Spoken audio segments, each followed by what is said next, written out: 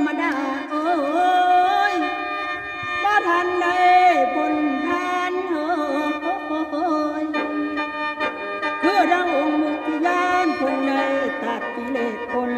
บ่วนเกี่ยวโอ้ยเกี่ยวอบายโอ้ยนับตั้งแต่พุทธองค์คนอันในหลวงใหญ่2,000 กว่าพันปีไปกายเย่แต่เพียงแต่เท่านี้คนหลวงนี่ปักกายเย่คนหลวงไป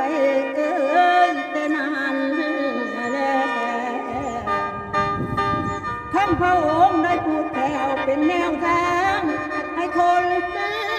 ตายพวกผู้ชนน้อยใหญ่พากันมากราบไหว้โอ้ยแรงเศร้าป่าเราหายแล้วก็คอยฟังเด้อแม่ป้ากันทองดินสยามเสียงลอยตามลมวอนหากแม่นตอนเอ้ยหมอลำเลี้ยง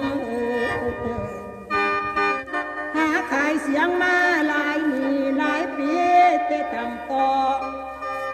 แต่พศ2500เอามาลองเป็นไห้นะละแม่เอ้ยแม่ตั้งหลายปีบ่ได้ค่าขายค่าทางวงการตั้งแต่ปีขานเลยหลอกพี่จอก็เลยจอเป็นมาลำซ้ำแซ่มาพี่จอ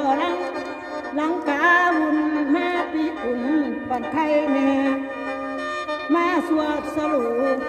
เลยไว้โกง